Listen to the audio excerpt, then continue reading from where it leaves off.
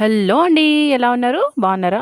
చూడండి, ఈరోజైతే మన చేనులోకి వరి నాటు పెట్టడానికైతే పనులు వస్తున్నారండి. సో వాళ్ళ కోసం అయితే ఈరోజు అనపగింజలు అంటారు కదండి, దాంతో అయితే మా సైడ్ అయితే పితికి పప్పు చారు అంటారండి. ఇంకా బయట ఎలా అంటారో తెలీదు.